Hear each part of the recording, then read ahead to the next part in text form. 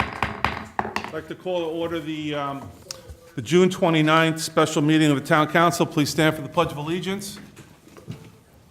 I pledge allegiance to the flag of the United States of America and to the republic for which it stands, one nation, under God, indivisible, with liberty and justice for all. Mr. Mollis, if you could do the prayer first, please. Right in the corner. While Mr. Mollis is finding the page for that, I'd also like to have everybody remain standing for a moment of silence. It's customary in this chamber we remain standing to acknowledge the men and women who serve to protect our freedoms, both home and abroad, our first responders, and those that have given the ultimate sacrifice. A moment of silence, please.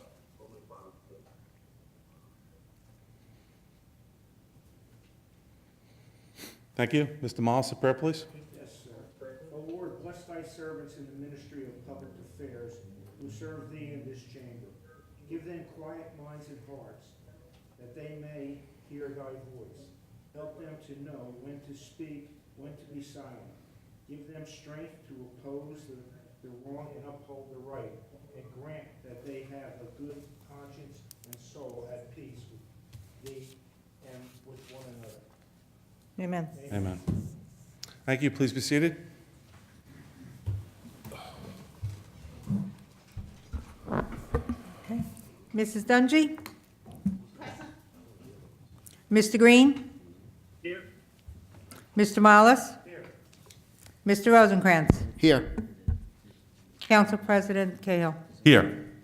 5 present. For the record, Councilman Green, for those who might be watching at home, is on a telephone, but we have a quorum. We started with 5, and I expect other council members to arrive shortly. Okay, the agenda items are going to go like this. We did the salute to the flag and the roll call. Our attorney's going to read a statement. We'll have public participation. Then we're going to cover an ordinance and 2 resolutions, and we'll do an adjournment. So that's the way the council, the special meeting is going to go. Actually, the statement would be the public notice. Just Gotcha. Want me to read that? Yeah, you can do that. Sure. The Township Council of the Township of Old Bridge will hold a special meeting on Thursday, June 29th, 2017, for the purpose of adopting a resolution approving 2015 through 2025 affordable housing spending plan and resolution adopting amended affirmative marketing plan as required under the Fair Housing Act and the New Jersey Uniform Housing Affordability Controls, and for introduction of an ordinance of the Township of Old Bridge amending Chapter 250-66A, of the Township Code, and amending certain sections of ordinances 2016-20, 2016-21, 2016-22, 2016-23, and 2016-24, which previously amended Chapter 250 of the Code of the Township of Old Bridge entitled Old Bridge Township Land Development Ordinance. I would just note also for the record that the notice of special meeting was provided in accordance with statute, was published 48 hours in advance on our website, and I believe on the outside of the bulletin board of the Township Clerk's office, and also sent to the newspaper. So in that regard, I think what I'd like to do is sort of give some background to indicate where we are, and then we'll go to public participation so the public has the benefit of that as well. As you may recall, the Township had actually agreed to settlement of, this is in connection with the affordable housing litigation, agreed to settle the affordable housing litigation in connection with the interveners back in, I believe, May or June of 2016. As part of that settlement agreement, the Township agreed to adopt certain zoning ordinances that impacted some of the interveners and interested parties. Those ordinances were initially adopted back in September of 2016. After they were introduced and adopted by council, the special master who was appointed by the court to oversee the affordable housing litigation in Middlesex County had certain comments to the ordinances that we adopted, and which included making minor modifications to the various ordinances that were noticed. And again, they affected certain of the interveners, one being Avalon Bay, one being Foxborough, one being Alfieri, and then there was the affordable housing ordinance that we adopted. She also indicated that she wanted our development fee ordinance to be amended. And the development fee ordinance is the ordinance that allows the township to collect development fees for purposes of using it for affordable housing purposes. So since that time, basically commencing in 2017, I should go back. Then we had a hearing, a compliance hearing in front of Judge Natali back in April of 2017. And in April of 2017, at the hearing, the court found that Old Bridge Township had met its constitutional and obligation to provide a realistic opportunity to provide affordable housing. The hearing was held back on April 3rd of 2017. In connection with that hearing, the town was granted conditional declaratory judgment of compliance and repose. And there were certain conditions in that particular order, which all of you received. And those conditions, for the most part, were included in a report that the special master prepared for the court dated April 2, 2017. And again, those conditions and the report of the special master included the revisions to the omnibus ordinance, which we referred to, and that's the ordinance being introduced tonight. And those changes to the previously adopted ordinances are bolded and underlined. And the special master also requested, as part of items to be completed, where the adoption, we had to do an amendment to the spending plan that were minor, that were highlighted. And also there was an affirmative marking plan that we previously approved that was also amended by including certain parties that had to receive notice. So back on April 3rd, after the judge determined that the township was in compliance and had met its obligation, that basically now protects the township in connection with any builder's remedy suit. Potentially that could be brought either by interveners or other third parties if we had not received that protection. But again, one of the conditions that we had to meet was the adoption of the ordinance that's before the council. If you may recall, since that time, there were various occasions where we either did not have enough council members present for the adoption, and/or there was at least one vote in which the ordinance was voted down. The ordinance, per the initial hearing, was supposed to be adopted within 90 days of April 3rd, that being July 3rd. And because we were not in a position to do that, one of the interveners, that being Avalon Bay, had filed a motion seeking to enforce litigants' rights, which typically is a process that parties use to basically get the court to require parties to act in accordance with what they're supposed to do. And in this instance, because the township had agreed to the settlement of the litigation and had agreed to adopt the ordinances, that was for the council and the town to adopt this particular ordinance. We had a conference call because the motion was initially made returnable back on, I want to say June 23rd. At that time, I had explained to the judge, it's Judge Natali, who took over for Judge Wolfson, the difficulties that we had regarding, having members present and proceeding, and now at this point, it was an opportunity at the meeting back in June, I don't remember the date, that we were seeking to have the ordinance at that time introduced. June 12th. June, yes. So the judge agreed to continue the hearing the motion that was pending to enforce litigants' rights, to see if council could or would introduce the ordinance. Unfortunately, because of vacations and unavailability, we didn't have enough votes to adopt the ordinance. Subsequently, I had another conference call, at which time the judge basically couldn't understand why it wouldn't be adopted, especially since it had been settled. He emphasized the fact that what he was going to do was enter the order, which all of you received. That's the order that was entered on June 19th. That basically requires the township to, again, meet certain of the conditions of the settlement, including the adoption of the ordinance that's before the council on or before 35 days of June 19th. He also emphasized that, and as I explained to all of you, There is no legal basis. There is no legal basis for me, as your attorney, to defend the motion that was pending. There is no legal basis for me to go before court and say, no, Judge, the township isn't going to adopt these ordinances because X, Y, Z. There is no legal basis. As I explained to all of you and to the residents who have listened, the town has this constitutional obligation that's been settled for years in connection with the affordable housing litigation. The town negotiated a settlement, and as I've said, and there's all those who may not want to agree, it is a good settlement for the town. It meets the town's obligations, requirements. It is a lot the amount of affordable housing provided is a lot less than what could have happened if, in fact, there was litigation and we had contested it, because at the end, you're not going to stop it. It's going to happen. The only question becomes, what's your obligation going to be? If you may recall, our obligation that we agreed to was approximately 769 units, but the actual number of units to be constructed to meet that 76 isn't 769 because there's some credits involved in that. So overall, the town was able to reach I think a good result that ultimately resulted in a far fewer number of overall market rate units that have to be built, and consequently the number of affordable units that could be built.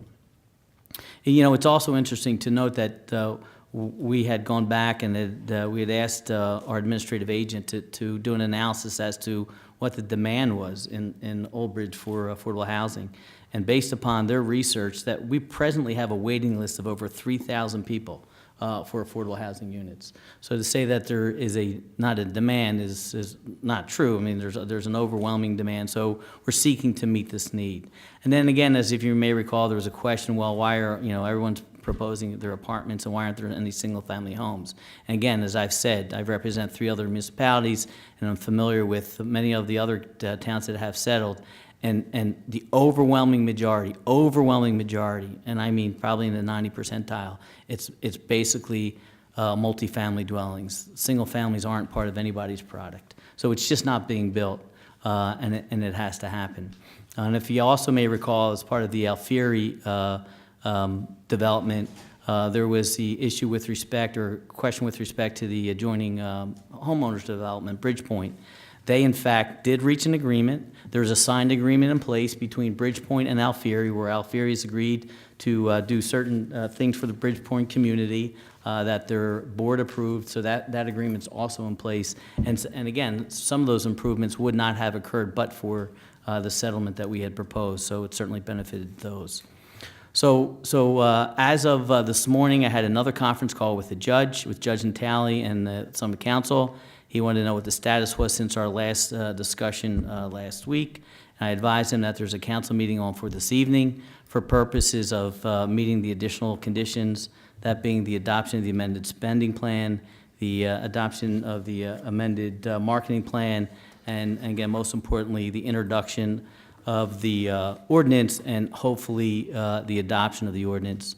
The judge was pleased to hear that. He recognized the effort that has been made thus far, but I can tell you at the end of the day that if in fact we do not, or the council, the township does not adopt the ordinance, does not adopt what they said that they would do, that it will then get forced upon the township, and that from that regard, you start losing control of the process, and then subjects the township to potential further I'll call them penalties, but again, if an attorney has to file an application to enforce litigants' rights, I can guarantee that we'll have to pay attorney's fees and costs. That's a given. And then it also creates the issue of credibility with the court. For instance, if there's an issue that comes up in the future, I can guarantee that the interveners, the council, will point to the fact that the township, despite their agreement to settle, didn't cooperate, and there's no way that the town's going to be able to get, I wouldn't necessarily say the benefit of the doubt, but be looked at, objectively, because behind that, the court would think that there's another motive and that the town really doesn't want to meet its constitutional obligation. With that, again, we're here tonight to basically meet what we were obligated to do.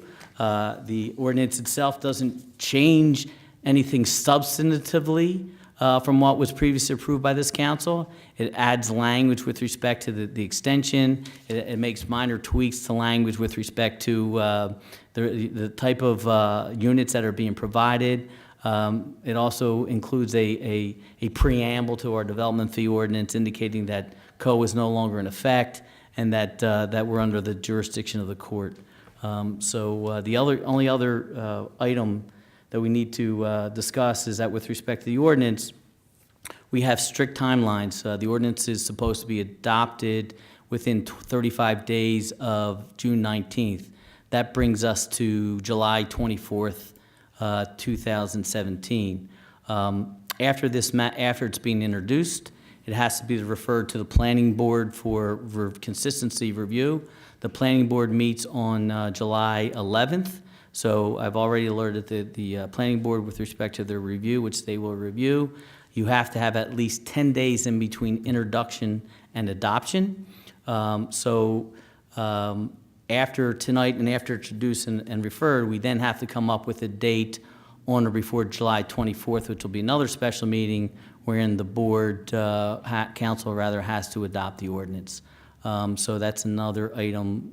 That would have to be after July 11th and after 10 days of tonight. And I noticed we already have the notice of publication of introduction prepared. So that's another thing that we have to finalize on the back end. So before you go to the public, any council members have any questions? Okay. I'd like to say something. Yep, Mr. Green? Okay, thank you. I don't think any of us really like what's going on. I think this is a process in which the judicial system has taken over the role of what the legislative body should really make the decisions. This is a result of legal challenges going back many years ago, in which the judicial system has decided that every municipality in the state of New Jersey must provide a certain amount of housing for low, moderate income individuals. Like I said, I don't think anyone is really happy about this. I do congratulate the attorney who we hired, as well as the planner who we hired, to negotiate the best deal that we could have for overage. I just want to highlight: is there any municipality in the state of New Jersey, let's set aside South Brunswick, who has sued the state in order to try to eliminate their obligation under this so-called co-op? Has any municipality sued the state? If I could, Mr. Green, I'm not aware of any municipality suing the state of New Jersey, which would... People toss around the South Brunswick issue, but that was more of a court challenge, challenging the judge. Right. Let me explain the South Brunswick issue, because, right, I know that's been thrown out there as to South Brunswick's fighting. What South Brunswick is doing, and I don't mean any disregard to South Brunswick and who's representing them, is basically fighting for their life. And the challenge that they're bringing is the fact that they believe that the judge who ruled on their particular matter had a conflict and he should have recused himself. It didn't, and that's what's being adjudicated in front of the court. It's in front of Judge Hurd down in Mercer County, is whether or not the judge should have recused himself and therefore should not have ruled on their application. But at the end of the day, there's an obligation. That obligation is not going away. The only way the obligation goes away, Rich, is even if you sue the state, you have to change the Constitution. There's a constitutional obligation. That's been determined, that's been litigated to death. So that's never going to go away. So even if they're successful in their challenge to the judge and whether or not he had a conflict to recuse himself, they are still going to have to come up with a plan and meet their obligation. Now, what happens and what has happened for those towns who have not settled, there's been one county in which there was an actual hearing on what we've been referring to as what is everybody's obligation. And basically it was a battle of the experts, because Fair Share Housing and the developers have used this one planner named Mr. Kinsey. The municipalities have used an expert, a company named eConsult and their principal. And then the courts have had their own experts appointed, and in Mercer County, it was Richard Redding. And so Judge Jacobson, that trial has ended, but, you know, she'll ultimately have to render a decision. But from comments that I've received, that decision is not going to be coming any time. But all that decision is going to be is determine what the obligation should be for those towns in that region.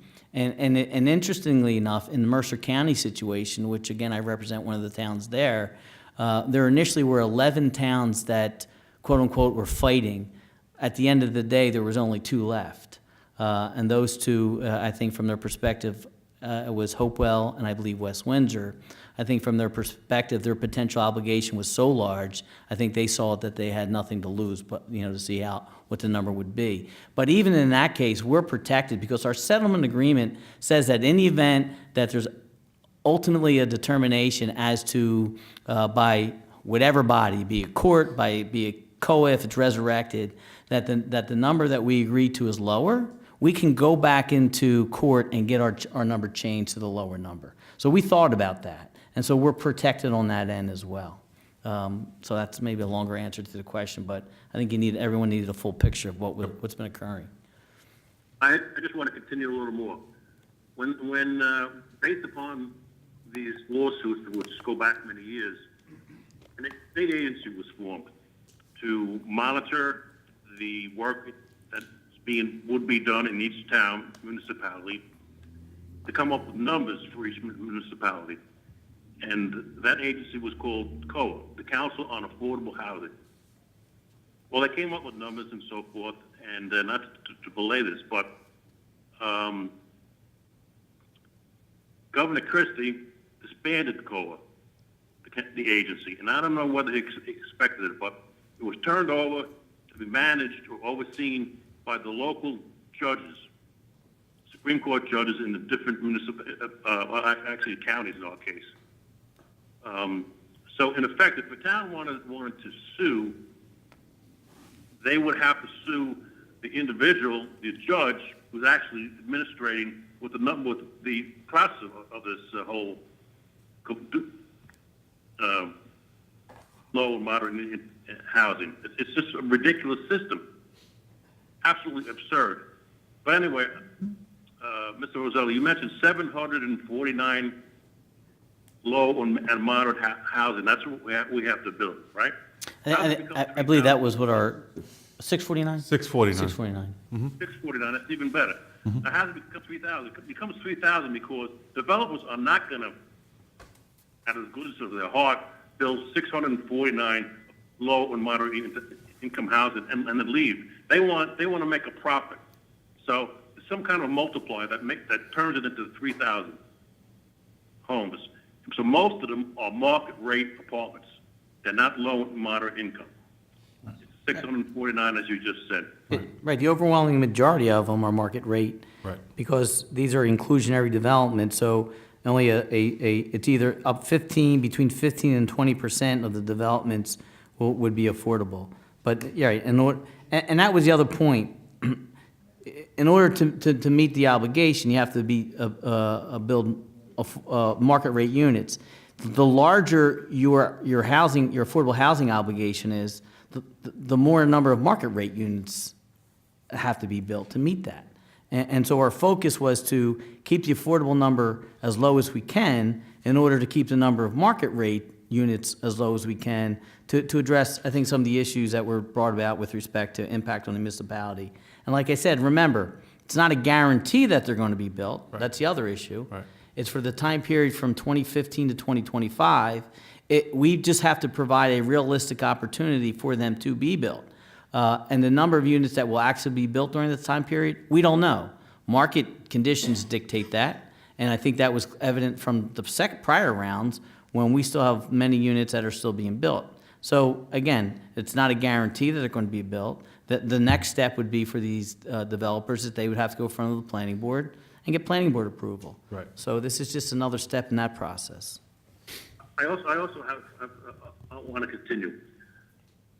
The majority of the council did support the plan, the 649, because they knew, in reality, if it failed, if the proposal that we had in front of us failed, because because of development's remedies, we would face possibly 10,000 apartments, not 3,000, 10,000. This whole thing became a political ploy. I mean, I went to a meeting in Ward 5, and I had a friend of one of the council members who voted no, doesn't even live near Ward 5, and yelled out at a meeting, well, Councilman Green voted for 3,000 apartments in your area. This has all become a political ploy to win elections. The fact of the matter is, those of us who voted yes were the ones who tried to do the best for the town and minimize the impact that the residents would have. Yet those who voted no were completely opposite, used this as a political ploy, campaign issue. Yet they risked, if we all said no, we would risk, because of developers' remedies, 10,000 apartments. Yep. Is that right? Well said, Mr. Green. Exactly right. Yep. And the only thing I would add to that is, as I said, it's not even, it's so much, obviously, the members who supported it. As I said, the issue, and the issue is whether or not the town has to provide affordable housing, has been decided. It's both case law and constitutional. I said before, all of you take an oath of office to uphold the Constitution of New Jersey and the laws of the state of New Jersey. That's your sworn oath. Right. So in essence, by not proceeding, and again, and not agreeing to provide for affordable housing, you're not fulfilling your obligation and your sworn obligation as an office holder. And really, you know, again, I was a former elected official. And you have to you should take that oath seriously, because that's what you're obligated to do. And not everything that you have to do as an elected official, you may not agree with it personally, but in essence, if you continually as an elected official oppose what the state says and you're obligated to do it, then are you not different than anyone who goes about, you know, breaking traffic laws and speeds? I mean, you're doing the same thing. So I think, you know, again, by agreeing to it, and it wasn't a carte blanche agreement, because it was heavily negotiated and a settlement that was reached. But again, I think what gets lost sometimes, because I think that the political aftermath, is the fact that you as an elected official are sworn to uphold the laws and enforce the laws, and by not doing that, then you're abrogating your duty as an elected official. And I think that's something that should also not be lost on what's occurred thus far. Very good, Mr. Rizzoli. The only other thing is I apologize for not being there. Unfortunately, I had a slight medical issue, but I'm working my way back. I'll be there. Right. Appreciate it, Mr. Green. Thanks for the comments. Then we're going to go to the public. Anybody from the public want to be heard? Oh, Mrs. Dungy, I'm sorry. Apologize. Go ahead, Mrs. Dungy. Yes, Mr. President, I have been thinking about this affordable housing core. And I'm not new to CORE. I've been involved with CORE. I was involved with CORE in other municipalities. And as being a member of the NACP, we fought very, very hard for affordable housing in many communities. And yes, I have voted no on many occasions that it was brought before us. It's not a good situation to be in, because I know there are a lot of people who want and need affordable housing. Where they may live, they're not happy. They would like to get out into a nicer environment, to have a nice place to live. They want to raise their children where they can have good schools to go to. So I don't think that a lot of time people want to come into other municipalities just to say, I want to go there and bring down the community, whatever. People are interested in having a decent place to live, a good school where their kids can be educated. And it has really bothered me a lot. And I've gone back and I've read through the fair share housing from Mr. Walsh, and I have reviewed information that the attorney, has given us. It's not an easy decision. I do want to service and represent my constituents, but I think sometimes the constituents may not always understand the full impact of what is before the council. As the attorney said, that this is something that the town have to meet their obligations. And if we don't meet our obligations, we're going to be penalized. And there will be costs, attorney fees, et cetera, et cetera. And this is something that's going to go. It's not going to stop. It's going to be met. And I do not want Old Bridge to be burdened down with a lot of fees and attorney fees and whatever that will come before the city. So I have rethought my opinion, and I will be voting in the affirmative. Okay, thank you. Anybody else want to be heard before we go to the public? Mr. Rosencrantz? Yeah, so we've been discussing this, as the attorney said, for a year and a half. Hopefully, this is the tail end of it. I know a lot of people had emotional concerns with the housing, the number of units, the number of people, the traffic and such. As indicated earlier, it's mandated by the state constitution that we have to provide for it. The settlement is the best that we could probably negotiate. Yikes. And it's a good negotiation. It's a good settlement. That's bad feedback for us in the town and for the township itself. So, I hope this is the tail end of it, and we're not going to have too much rhetoric, political pandering, posturing, or whatever. And that's what I have to say. What Mr. Green said, what Ms. Dungy said, fully agree. Mrs. Panos or Mr. Mollis, anybody? Yeah, I just want to say that I feel the same way. I mean, we've gone through this for how long now? And, we checked on everything, we went through everything, and it's just, it's something we're required to do. It's easy to say no, but you can't. Mm-hmm. So I'm all for it. I guess I'm just going to say, yeah, it was a hard decision, but it's the right decision.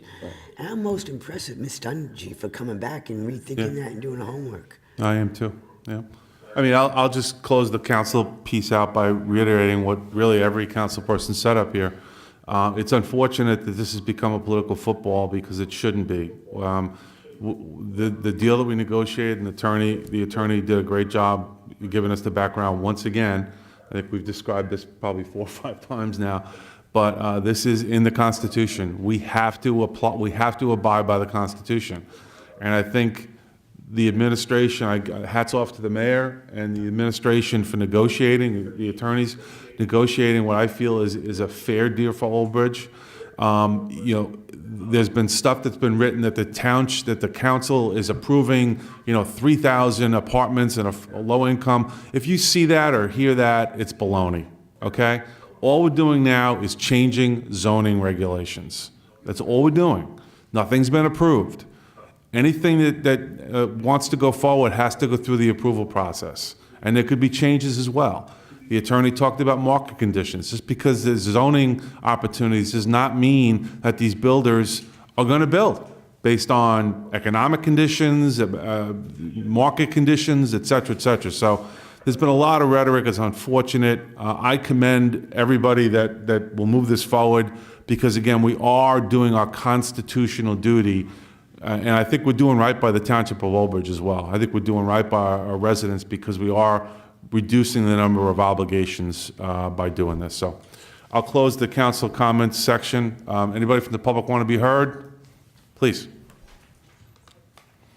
Just name and address, please, if you could.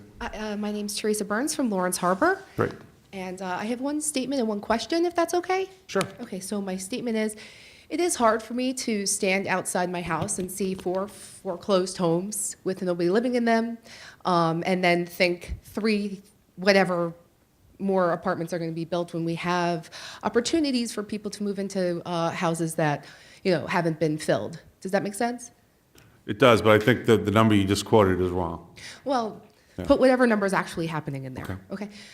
So that's a frustration. And then my question is, the lawyer had referred to information being in front of you for the amendments.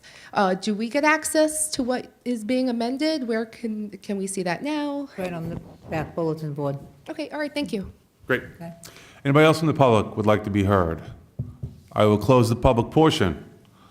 We're going to move on to the first reading ordinance. I'll read it, and then I'll ask for a motion.